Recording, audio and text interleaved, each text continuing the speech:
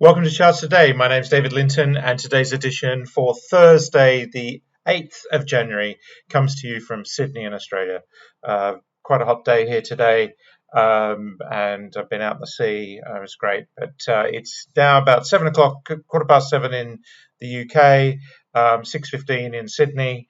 In the evening. So I'm just recording charts today, and then I'll do the morning call around 8 o'clock UK time. So we start by looking at the US dollar, and again, we're really just waiting for this range to break. If we look at the 60-minute chart, we see we have got an unactivated upside target here. If we move above sort of 98.80, then we will activate an upside target. But we are very much in a range, and of course you can go to shorter term charts if you're trading the dollar. So that's quite key. Taking a look at Bitcoin, this has hit that resistance level. We talked about that, and we see here that on the daily chart we've really hit that resistance level, and that's 94,725. That's really key. These are the Linton levels on the chart, and that's really key. And of course, you can be using these targets on Updata, on TradingView, on Bloomberg, as your charts on Bloomberg. So it's really easy to just use these wherever you're looking. But here we see Bitcoin, and the interesting thing is that's the daily chart. If we move to new lows, we activate a big downside target. We have these upside targets. We're starting to see the deterioration through the cloud, remembering that upside targets not being met is bearish confirmation. So that will be just very interesting to now that we've made this lower high and move through this 91,300 level. We make a lower low. That starts to be the deterioration. Of course, we are also below the cloud now, so that's quite key. Taking a look at the NASDAQ, we go to the daily chart on the NASDAQ.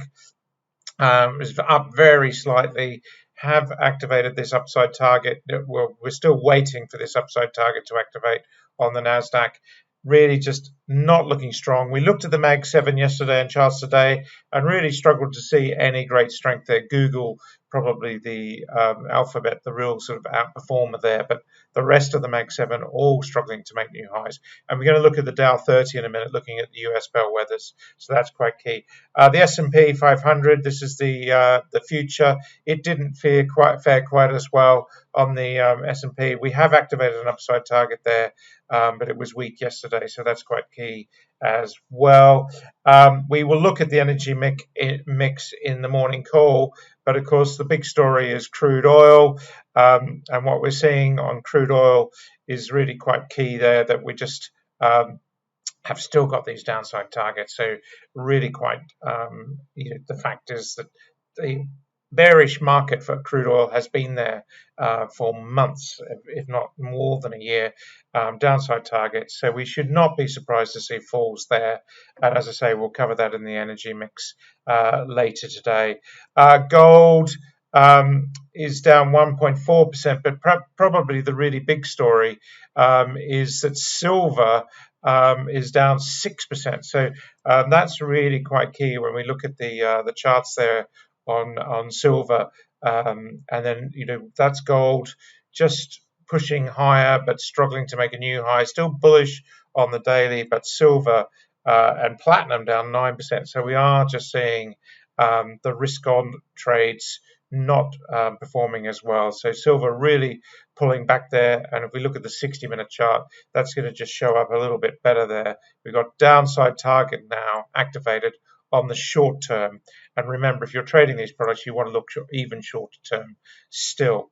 So as I mentioned, I was going to look at the Dow 30 today, and basically I take this data is running on Refinitiv, and I basically take the constituents in Refinitiv, take them in Workspace, I'll say Workspace, export the values out, copy them into Updata, and that's where I can then run through the charts. So if we look at Updata, here we see I've just go and grab the Dow 30 list, done a similar one for the NASDAQ, and now we can just look at the charts. Now this is my short-term chart. If I go to my medium-term daily chart, This is 3M. I've also got 3M in my Bloomberg, looking at the targets here, upside targets. The interesting thing when we look at the Dow 30 is, these are the US bellwethers. There's only two stocks making new highs, and those are Goldman Sachs and JP Morgan. So we're seeing the banks making new highs. And of course, when you've got stocks making new highs, you say to yourself, well, is there further upside? Well, the targets suggest there is. Price target generated off that buying thrust for Goldman Sachs. And we've got an upside target of about 12% better. If we look at JP Morgan Chase, we can see also that we've got an upside target about 10% better. So you can do these on your Bloomberg or on TradingView. The choice is yours. But there are not many charts in the Dow 30 that are looking this strong. Perhaps the other one that is looking very good is Walmart, multiple upside targets. That's a cluster, which is what we call targets in train. That's looking very strong, and the stock has gone from 80 to 120 over the course of several months. So another one that's looking strong. We shouldn't be surprised, of course, to see other financial stocks like Amex looking quite strong. We've got upside targets there for Amex.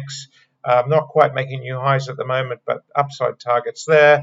And if we look at Visa, similar situation. Of course, you can do this on any chart you like. In Updata, you just press the T key, and you can see that Visa is not looking anywhere near as strong as Amex. Upside target met, no new upside targets. So just a lack of strength there. We are bullish above the cloud, but just doesn't have the upside potential. Looking at some others, Boeing. This is a bit of a recovery play, potentially. Looking at the chart on Boeing, we've got upside targets there. Of course, not making new highs, but we are back above the cloud and we've got upside targets. So that's quite key. If we look at Merck, we're seeing here as well upside targets there, recovery play. And breaking to new multi-month highs, 1-year highs. So again, quite interesting. But it's not all good news. There are certainly stocks that are not looking so strong.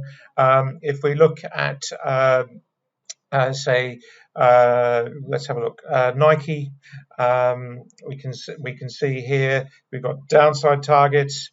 Procter and Gamble's another one. You'd think this is a defensive play, but the chart really looks terrible with downside targets. So easily you can do that on any chart you want. So really quite key. Of course, we talked about Apple yesterday. Interesting if we look at some others here. Let's just take a look at McDonald's. That's another one that's been underperforming a little bit.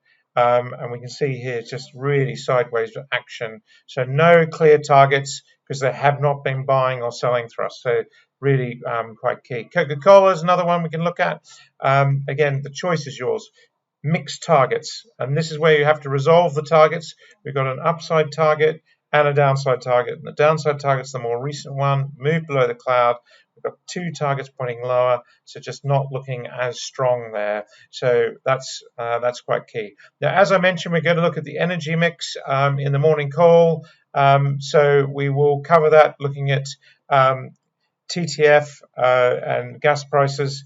Interesting that we've got freezing cold weather in Europe at the moment, and yet we're seeing gas prices really struggling. This is the daily chart, and if we look at the 60-minute chart, we see here that we've got an upside and a new downside target just kicked in today. So really quite key there.